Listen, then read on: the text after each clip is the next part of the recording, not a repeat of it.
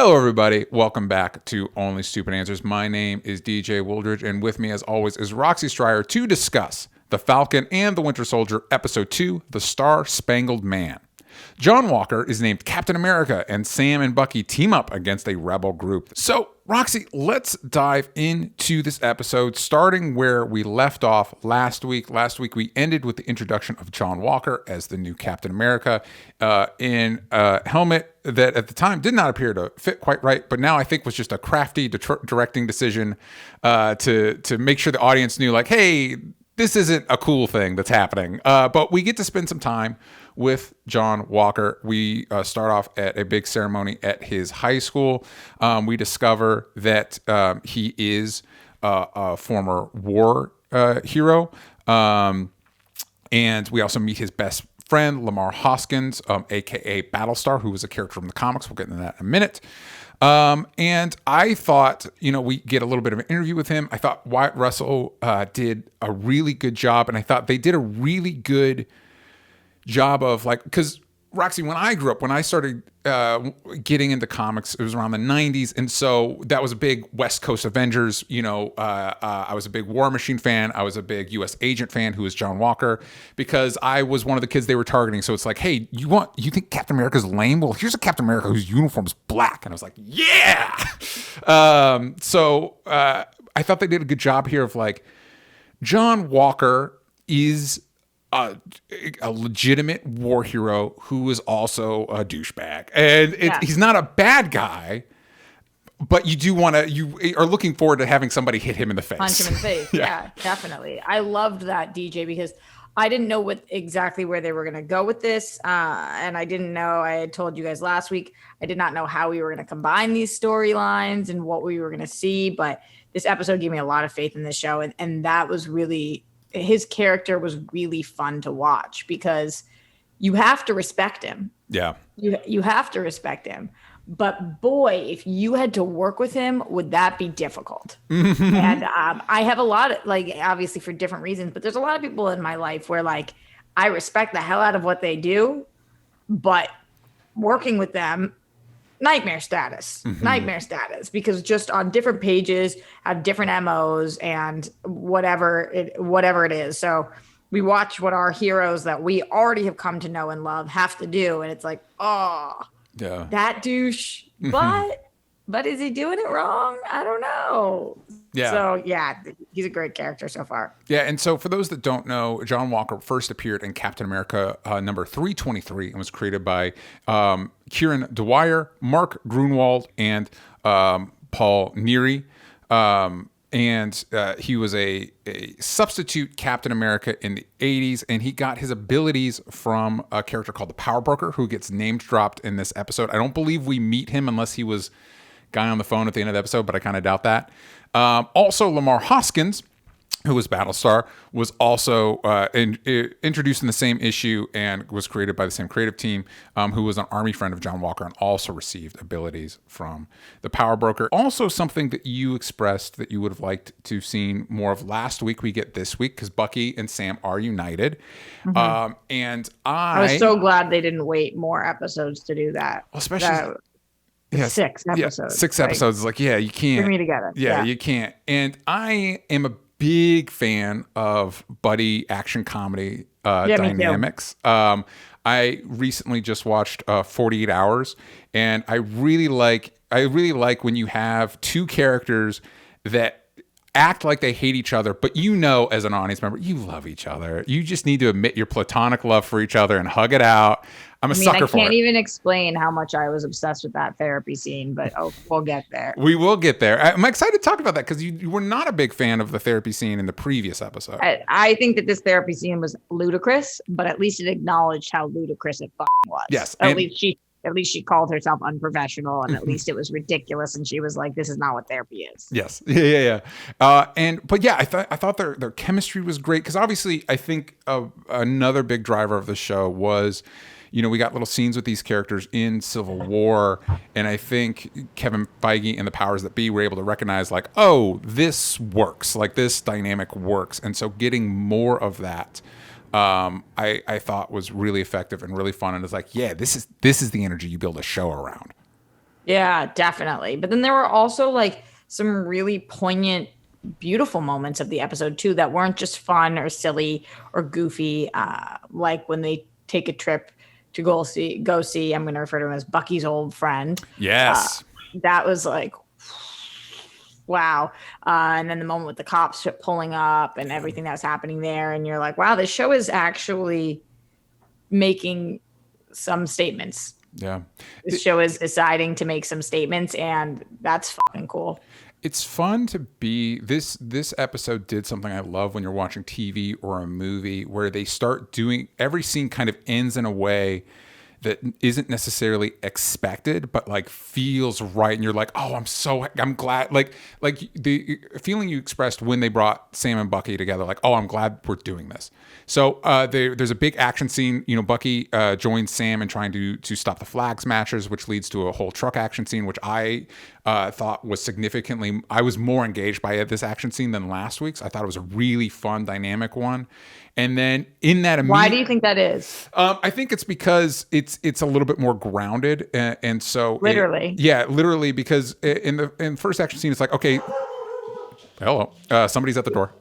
didn't like the action scene. She didn't like it. She didn't like it. In last week, it's like, okay, so this is just Sam, but like, okay, so he gets one guy from one plane that goes to a helicopter. Now there's two other helicopters, and it's like a whole army. It's like, where did these people come from? And it was very CG centric because of the flying and stuff like that. I think this one we have the practical elements of, not that there's not CG elements, but we have the practical stuff with the trucks and some hand-to-hand fighting, and then also the character dynamic of I think if it was just Bucky and Sam kicking ass, fun.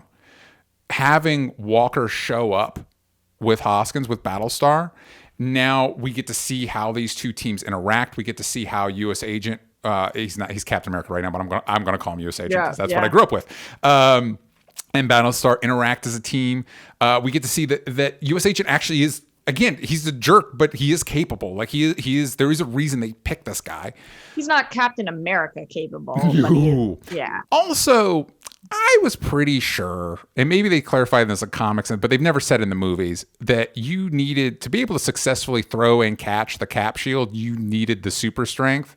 Yeah. And so to just have John Walker, and we've seen in trailers that Sam is able to throw it on, I'm like, I know it's a magic shield. It should. Oh, and I love the three things. What is it? Aliens, androids, and sorcerers. Yeah, I love that. I love it because it's like, yeah, that's kind of that's what you fight in this world. Big three. Yeah, the big three. Can you tell me what his powers are? What are his abilities? Yeah, what are his abilities? Similar to Cap, super strength, essentially. Super strength. And he and Battlestar. You think he does have super strength, and that's why he's throwing the shield? No, I think because he makes it clear in his interview that he has no abilities. And I think that's a way to kind of set up the idea of Sam being able to use the shield. You think he hasn't tapped him yet, or he does not ever get them? I think there's a chance, since we've introduced the power broker, that he will get abilities. I do think we're setting up a situation with how sympathetic the show is to the Flag Smashers. I don't think the Flag Smashers are our main antagonist, and obviously Zemo's waiting in the wings, and that's not a spoil. I mean, it's in the trailers and stuff. So it wouldn't surprise me if Walker becomes more of as opposed to more almost a villain, as opposed to just kind of like, we don't like this guy. And maybe he does get powers in that. But I think we're establishing now he doesn't have powers. You don't need powers to use the shield. It's just the visual language of it. And like, it just feels like it's weird to me. Like a dude can just throw that around and be fine. Like, it just feels like you need a little extra something going on. Yeah, it comes back. It's just whatever. But whatever. It doesn't matter. But another scene that I thought like elevated in a cool way, and that was really my experience watching this episode. It's like, I'm digging what they're doing. And then another thing happens, like, awesome. So on board. When you get Bucky and Sam walking, and then the Jeep pulls up, and it's John Walker and Hoskins. I'm like, oh, I'm so excited to see these characters interact, and I'm so happy it's happening now. Like, similar to you, I'm glad we don't have to wait like 2 more weeks to see just these two characters in a scene. And it was great. It played out pretty much exactly like you would think. Like, John Walker is trying to be cool, but is super condescending, and Sam and Bucky aren't having it because they've been doing this for a while now. Like we don't need this guy. And I think that leads to the next thing where obviously the big integration of Bucky and the big part of the investigation is the fact that they have abilities, which leads Bucky to take Sam to a friend is a stretch. Somebody he knew from Korea. And this opens love lost. No. Also, one of my favorite actors. Just love seeing him. It's Carl Lumley playing Isaiah Bradley, and this is one of those things that was speculated, but just to see them actually commit to this is impressive. For those that are not familiar, Isaiah Bradley was first introduced in Truth, Red, White, and Black #1. He was created by Robert Morales and Kyle Baker. And in that story, he is an early recipient of the Super Soldier Serum. My understanding was that it was actually pre-Steve Rogers, but I don't think that actually is the case. That was just my understanding. It was after, Steve Rogers was the first successful super soldier, and Erskine died, and so there's no way to replicate it, but it didn't stop the U.S. government from trying. And so they ran experiments on unwitting African-American soldiers, including Isaiah Bradley. And this, of course, is kind of a superhero analog to the Tuskegee experiments, which if you don't know what those are, it's horrific. It's really bad. But it's where the U.S. government experimented with, I believe it was syphilis on unwitting black citizens. Anyway, and so we find out, that's from the comics. We don't necessarily get all those details here, but what we do know is that he was a black super soldier that encountered Bucky in Korea, and that essentially the U.S. government hung him out to dry. And we also in the scene meet Elijah Bradley, his grandson, who is Patriot, who's a founding member of the Young Avengers and was created by Alan Heinberg and Jim Chung. So on the one hand, this is very definitely like, hey, we're setting up the Young Avengers. But on the other hand, what this means to Sam, what this means to what we understand of the Captain America legacy, like this is really, it's not as flashy, I think, as what they were doing on WandaVision, but I think it is at least just as bold a course correction as that was. I was glad to hear Bucky say that Steve was unaware. Yes. Because we need that clarification really quickly. It will be interesting to see if that was not the case, because I think it is, but who knows? And then Sam's reaction was heartbreaking. Yeah. You mean to tell me that there was a black super soldier decades ago? Yeah. That nobody talks about. And look at how he is living right now. Yeah. Look at how he's living. He won't let anybody in his house. He's afraid. He's pissed. He went to prison for 30 years. Mm-hmm. Talk about filling the blanks in as an audience member and what that looks like and what that means. That was a really, really gut punch moment of the episode. And then to come out, and I thought that they did this so poignantly.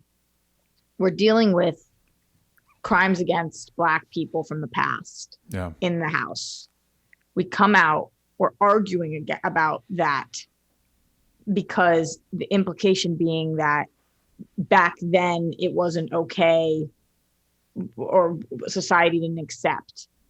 And then we come out and they're having a little bit of an elevated conversation where they're both not speaking in their inside voices. And in their defense, they are outside, so that's okay. True.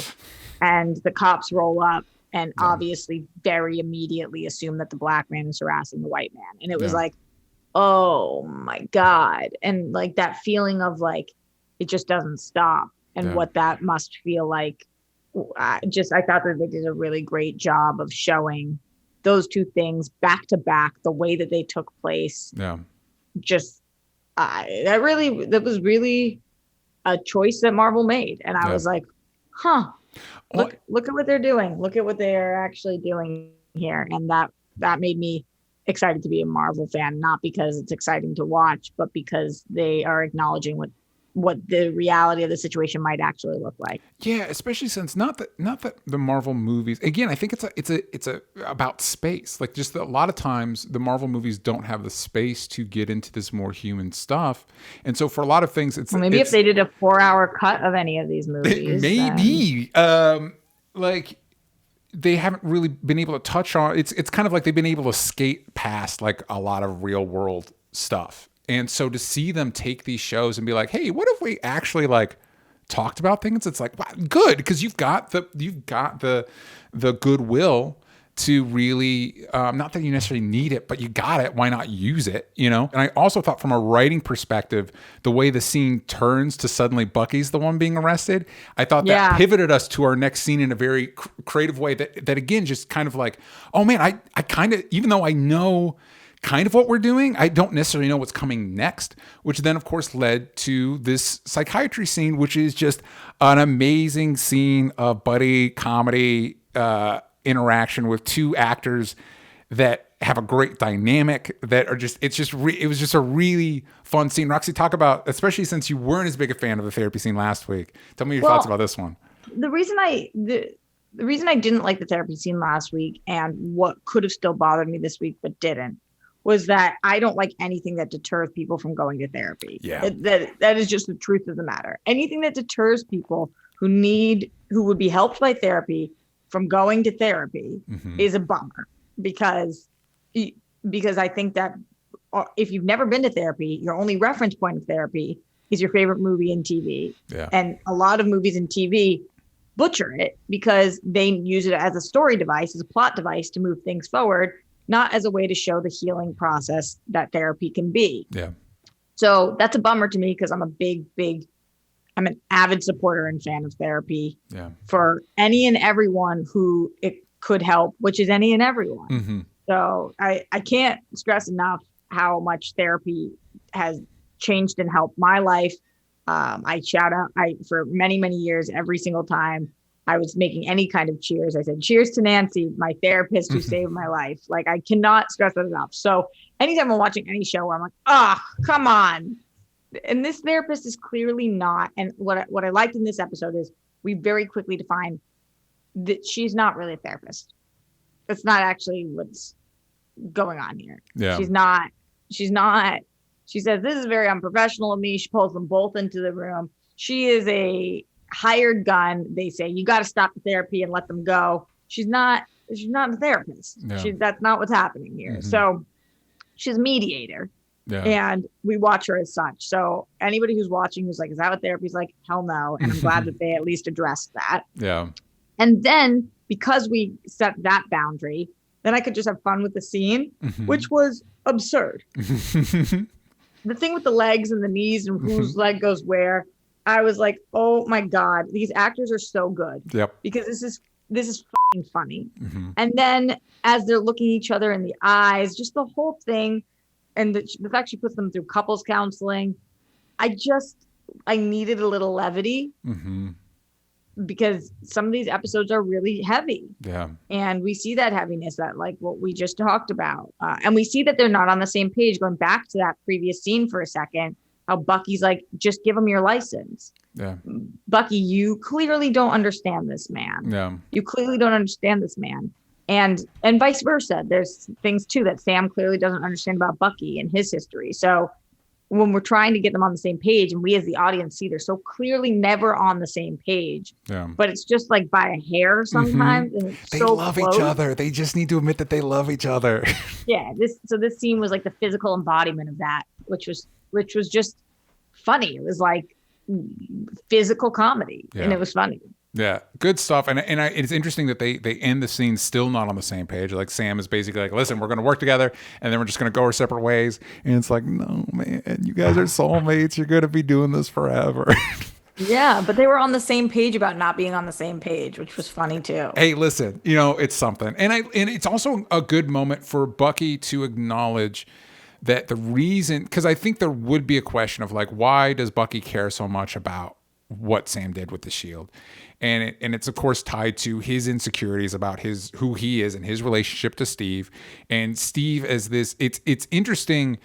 Steve as this, as the kind of like what he represents to everybody in this show. And I like the idea of what this show feels like it's doing is not just from a Marvel apparatus perspective, but from a personal character's perspective, these characters growing past that and kind of finding their own, this is who we are. Like we don't need Steve to tell us what the right thing to do is. You know what I mean? Like we can do that together. You know what I mean? So the after that, they decide that, obviously things didn't work out with Isaiah. Although I do hope that, because I kind of thought the second Isaiah showed up, I'm like, oh, this is what the rest of the episode is going to be, is unpacking Isaiah. I would like us to revisit that and get into more about his experiences, the backstory of why he was chosen. Honestly, if y'all gave me a flashback of Isaiah Bradley versus Bucky in Korea, wouldn't hate it. Wouldn't hate it because it sounded pretty badass. Also, you think that that's something that we might get? I don't know, but I'd love it. Also, what did his arm look like then? It couldn't have been as high tech. It couldn't have been as high tech as it is now. Hydra's tech was pretty advanced. I don't know. Anyway, I would like it, is all I'm saying. But so they decide to go talk to Zemo. Obviously setting up his involvement, which again is something, even though I knew he was in the show, the fact that he's still incarcerated, the fact that the heroes are going to be the ones talking to him. It seems like currently what the Flag Smashers are doing, independent of that, one of their own sacrifices themselves to help them escape from the power broker, who appears to be definitely connected to their powers, but might also be connected to the vaccines that they're taking. It sets up just so many interesting things. And I kind of like that I'm still at a point where it's like, in the broader sense, Sam, Bucky versus Zemo, Sharon Carter's going to show up. I understand all that. But the particular is the fact that I still don't know where we're going to go next is really exciting. I'm really excited to see where the show goes. Me too. I think that we now have created a world where we have the things that Bucky is trying to achieve by himself, which is somehow making right by the people he has wronged. Yeah. We have the things that Sam's trying to achieve by himself, which is attempting to keep his childhood home and boat and sister afloat. Yeah. And literally and figuratively. Yeah. Mm-hmm. And then we have the things that they're trying to achieve together, which is all of the things that we saw in this episode, and also the things that we're setting up for, which is the dangers to come. Yeah. And I like that we have the side mission. We've got our A story and our B story pretty set. Let us know in the comments what you thought of this episode of The Falcon and Winter Soldier. Let us know where you think things are going to go next. Please like, please subscribe, please share. We really appreciate when you do. And if you'd like the full unedited review, you can watch that on patreon.com/onlystupidanswers. And we'll see you next week.